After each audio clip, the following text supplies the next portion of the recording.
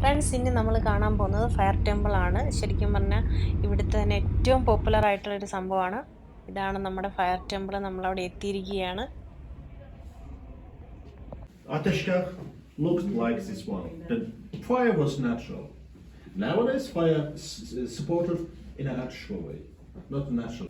So, by the way, one of the movie, Azerbaijan movie, Babek, was filmed in this area. Okay. Babek. One fragment of this film was filmed.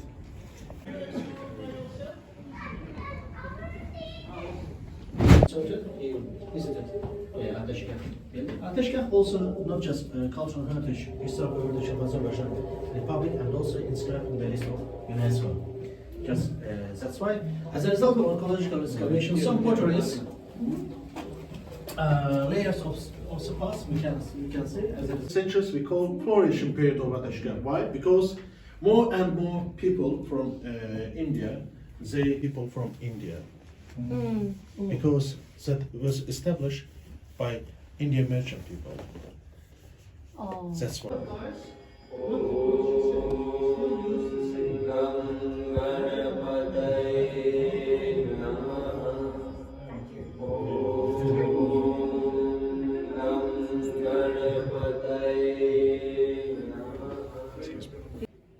പണി കഴിപ്പിച്ചിരിക്കുന്നത് 17th 18th സെഞ്ചുറിയിലാണെന്നാണ് കരുതപ്പെടുന്നത്. ഇവിടെ വന്നിട്ടുള്ള ഹിന്ദുക്കളായിട്ടുള്ള വ്യാപാരികൾ ഇവിടെ ഇവരുമായിട്ടുള്ള വ്യാപാര ക്രയവിക്രയങ്ങളൊക്കെ നടത്തുന്ന സമയത്ത് ഇങ്ങനൊരു ടെമ്പിൾ സ്ഥാപിച്ചു എന്നും ഇവിടെ വന്ന് പ്രേ നടത്താറുണ്ട് എന്നും അങ്ങനെയൊക്കെയാണ് ഇവിടെ ഈ ഒരു കാര്യങ്ങളൊക്കെ ഇവിടെ എഴുതി വെച്ചിരിക്കുന്നത്. 2007 ഇവിടുത്തെ പ്രസിഡന്റ് ഇതിനെ ഒരു ഹിസ്റ്റോറിക്കൽ പ്ലേസ് ആയിട്ട്, ഹിസ്റ്റോറിക്കൽ ആർക്കിടെക്ചറായിട്ട് കൺസിഡർ ചെയ്ത് ഇതിനെ മെയിൻറ്റെയിൻ ചെയ്ത് പോകാനുള്ള എല്ലാ സാഹചര്യങ്ങളും ഒരുക്കുകയും ചെയ്തതായിട്ട് പറയപ്പെടുന്നുണ്ട്. ആളുകൾ ഇതിനെ അത്രയധികം നല്ല ബഹുമാനത്തോടെയാണ് കാണുന്നത്.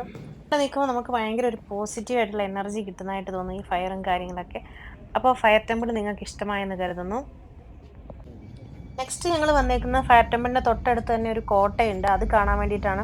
വളരെ പുരാതനമായിട്ടുള്ളൊരു കോട്ടയാണ്. ഇവിടെ ഇരുന്നിട്ടാണ് ഇതിൻ്റെ മുകളിലിരുന്ന് യുദ്ധം ചെയ്തിട്ടുണ്ട് എന്നൊക്കെയാണ് ഇവിടെ ഞങ്ങളുടെ ടൂർ ഗൈഡ് ഞങ്ങളോട് പരിചയപ്പെടുത്തി തരുന്നത്. ഇതിൻ്റെ മുകളിലേക്ക് എത്തുക എന്ന് പറയുന്നത് അതിസാഹസികമായിട്ടുള്ളൊരു പരിപാടിയാണ് ഗൈസ്.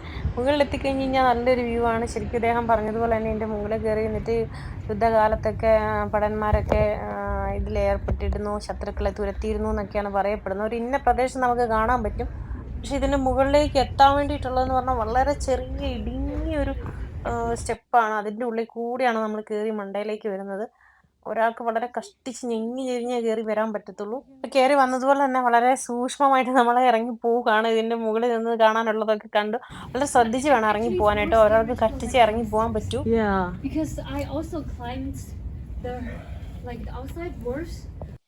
അവരിതിൻ്റെ വേറൊരു സൈഡിൽ പോയി എന്നാണ് എന്നോട് പറഞ്ഞത്. അതും ഭയങ്കര ഡേഞ്ചർ ആയിരുന്നു എന്നാണ് പറഞ്ഞത്. ഇത് ശരിക്കും പറഞ്ഞാൽ നമ്മൾ മൊബൈലിൻ്റെ വെട്ടമൊക്കെ കത്തിച്ച് വളരെ സൂക്ഷ്മമായിട്ട് വേണം ഇറങ്ങിപ്പോകാൻ. കുറച്ച് ഭാഗത്തൊക്കെ കോൺക്രീറ്റ് ഒക്കെ ഇങ്ങനെ സ്റ്റെപ്പൊക്കെ ഇങ്ങനെ നശിച്ചു പോയിട്ടുണ്ട്. അപ്പോൾ അതുകൊണ്ട് നമ്മൾ കാലൊക്കെ വളരെ പതുക്കെ വേണം വെച്ച് സൂക്ഷിച്ച് ഇറങ്ങി വേണം പോകാനായിട്ട്. ഇതൊക്കെ ട്രഡീഷണൽ ആയിട്ടുള്ള ബിൽഡിങ്ങുകൾ, വളരെ പുരാതനമായിട്ടുള്ള ബിൽഡിങ്ങുകൾ ഇങ്ങനെയൊക്കെ നിലനിർത്തിയിരിക്കുന്നു എന്നുള്ളതുള്ളൂ. കണ്ടോ, പലകയൊക്കെ വെച്ച് ഇപ്പം നശിച്ചുപോയ സാധനങ്ങളൊക്കെ അവരിങ്ങനെ ജസ്റ്റ് പലകയൊക്കെ വെച്ചിട്ട് മെയിൻറ്റെയിൻ ചെയ്ത് പോകുന്നതാണ്. ഒത്തിരി ഭാഗത്ത് ഒരുപാട് ഡാമേജുകൾ സംഭവിച്ചിട്ടുണ്ട്. അപ്പോൾ ഇവിടെ വരുന്നവരൊക്കെ പരുക്കുകളൊക്കെ പറ്റാതെ ശ്രദ്ധിച്ച് നടക്കുക. അപ്പം നിങ്ങൾക്ക് എല്ലാവർക്കും ഈ ചെറിയ വീഡിയോകളൊക്കെ ഇഷ്ടമാവുന്നു എന്ന് വിചാരിക്കുന്നു. ഇഷ്ടമാവുന്നവർ ലൈക്ക് ചെയ്യുക, സബ്സ്ക്രൈബ് ചെയ്യുക, കമൻറ്റ് ചെയ്യുക. Thank you.